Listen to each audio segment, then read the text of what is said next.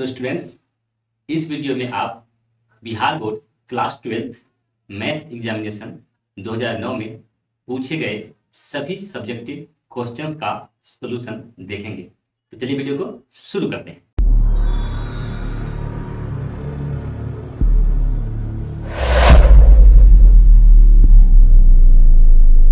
तो स्टूडेंट, जैसा कि आप देख रहे हैं, परवलय y square equal to x, सरल रेखा x plus y equal to 2 तथा x अक्ष से घिरे क्षेत्रफल निकालें।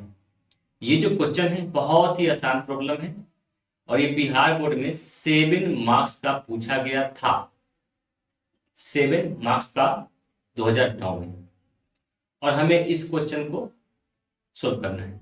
बहुत ही आसान क्वेश्चन है। देखिए, y square equal to x, class 11th में पढ़े होंगे। चार टाइप का परवलय होता है, उसी में से एक ये है। इसका जो ग्राफ है इस प्रकार का बनता है, और इसका ग्राफ तो आप क्लास 10th में सीख के आए हैं।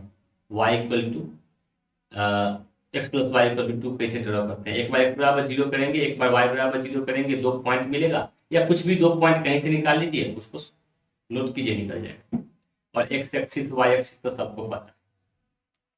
तो इसका जो रिक्वायर्ड एरिया हमें निकालना है, उसको निकालने के लिए हमें क्या करना पड़ेगा, पहले इसका ग्राफ ड्रॉ करना पड़ेगा। और इसका ग्राफ ये वाला लाइन है, ये जो आप लाइन देख रहे हैं, ये कर्व लाइन नहीं, ये कर्व जो है ये y square equal to x का ग्राफ है, और x plus y equal to 2 है। तो x plus y equal to 2 का ग्राफ ड्रॉ करने के लिए हमने क्या करना होगा, x बराबर 0 पुट करेंगे, एक पॉइंट मिलेगा y बराबर 2, फिर मतलब एक पॉइंट मिलेगा x बराबर 0, तब y बराबर 2।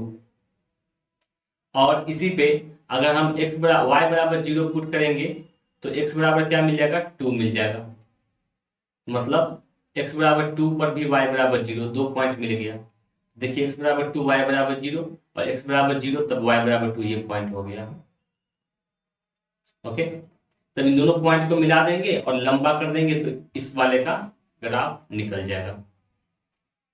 और ये तो मतलब बहुत ही आसान है ग्राफ ड्रॉ करना।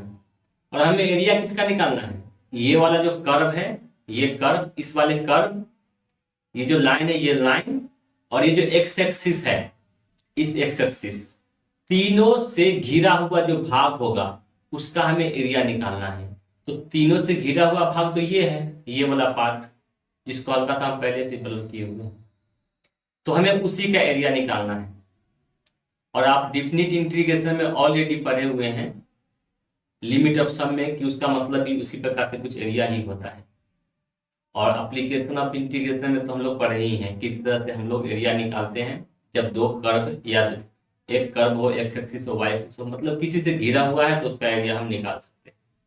अब इसका एरिया निकालने के लिए हमें क्या करना पड़ेगा, एक बार देखिए, यहाँ से यहाँ तक के लिए इस वाले कर्व को यूज करेंगे एज ए इक्वेशन जब इंटीग्रेशन में डालेंगे। और लिमिट क्या होगा, ये वाला, इसका जो कोऑर्डिनेट है 0,0 है, मतलब x बराबर 0, y बराबर 0। और यहाँ पे ये जो पॉइंट यहाँ पे गया है, यहाँ 1,1 है, तो x कोऑर्डिनेट हम लेंगे लिमिट के लिए, मतलब इंटीग्रेशन लिखेंगे इस तरह से 0 से 1। यहाँ पे 0,0 है तो x, इसमें से 0 ले लिए पहला x का मान, और यहाँ से ये जो पहला 1 है वो भी x का मान है, तो 0 से 1 ले लिए। और फंक्शन लिखेंगे y, तो y यहाँ से निकालेंगे तो क्या निकलेगा, y का मान यहाँ से निकालिएगा तो स्क्वायर टू स्क्वायर भेजिए तो √x निकलेगा। इसका डेरिवेटिव निकालेंगे, फिर प्लस करेंगे, तो ये जो एरिया निकलेगा, ये जो अभी एरिया निकल रहा है, ये मात्र इसका एरिया निकलेगा, इस वाले पार्ट का, बस इतना ही का।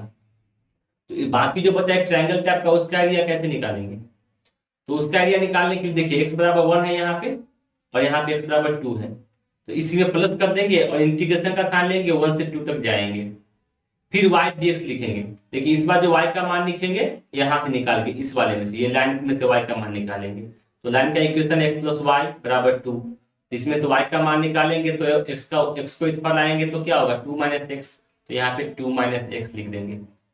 अब इन दोनों का इंटीग्रेशन करेंगे, जो वैल्यू मिलेगा वही हमारा रिक्वायर्ड एरिया होगा, ये टोटल।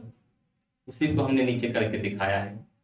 देखिए कितना आसान है, √x का इंटीग्रेशन निकालना। इसको चलिए हम छोड़िए देते हैं, यहाँ तक कुछ नहीं समझना है। ओके, अब देखिए वही जो हम ऊपर लिखे उसको यहाँ पे लिखे हुए हैं y1 y2, y1 की जगह पे इसको लिखेंगे, y2 की जगह पे इसको लिखेंगे। अब यहाँ पे y1 डाल दिए मन ही मन, तो यहाँ क्या लिखा हुआ है, रूट अंडर एक्स लिखा हुआ है।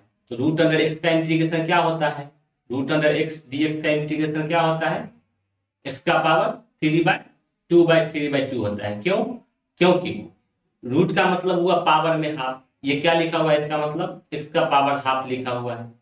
अब इंटीग्रेशन के बेसिक फॉर्मूला पे चला गया, तो पावर इसका इंटीग्रेशन निकालेंगे तो क्या होगा, एक्स का पावर 1/2 + 1 और नीचे में भी 1/2 + 1 जो कि 3/2 होगा। पावर में 3/2, नीचे भी 3/2, वही चीज यहाँ पे लिखा हुआ है। और उसी चीज को हमने यहाँ भी लिखा है 3/2, और नीचे में 3/2 जो था उसको बाहर निकाल दिए, 2/3 हो गया। सेम अब इसका इंटीग्रेशन निकालेंगे तो 2 का इंटीग्रेशन होगा 2x और -x का x²/2, तो वही लिखा हुआ है 2x - x²/2, और लिमिट क्या होगा इसका 1 से 2 होगा। तो लिमिट हमने 1 से 2 पहले ही लिख रखा है। अब इसको जैसे ही इवेल्युएट करेंगे हमारा आंसर हमारे सामने होगा। मिट नहीं रहा है क्या, मिट रहा है। अब देखिए यहाँ पे हम लिमिट, अपर लिमिट पहले डालेंगे फिर लोअर लिमिट डालेंगे। तो अपर लिमिट 1 है तो यहाँ पे 1 डालिए, तो 1 का पावर 3/2 1 हो जाएगा, और फिर 0 डालेंगे माइनस करके, तो 0 का पावर 3/2 0 हो जाएगा, तो 1 - 0 1 हो जाएगा। मतलब इसका ओवरऑल वैल्यू क्या हो गया, 1 हो गया इस टोटल का। और 1 में 2/3 से गुना करेंगे तो 2/3 ही रहेगा, तो उसको यहाँ पे लिख दिए। इसके बाद फिर यहाँ पे देखिए अपर लिमिट पहले डालिए, तो 2 × 2 4 हो गया। फिर अपर लिमिट डालिए तो 2 का स्क्वायर 4/2 मतलब 2 हो गया, तो वो भी हो गया। अब 1 डालेंगे लोअर लिमिट, माइनस साइन लेके माइनस साइन ले लिए, अब 1 डालेंगे तो 2 × 1 2 लिख दिए।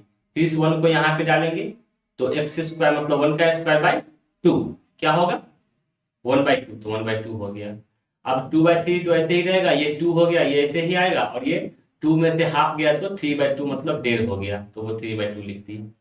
अब इस नहीं कटा नहीं, हमने काट दिया बट कटेगा नहीं ये। अब देखिए हमारे पास में क्या बचा 2/3 + 2 और -3/2, इसको भिन्न का जोड़ घटाव करेंगे तो 7/6 स्क्वायर यूनिट आएगा, बस हो गया।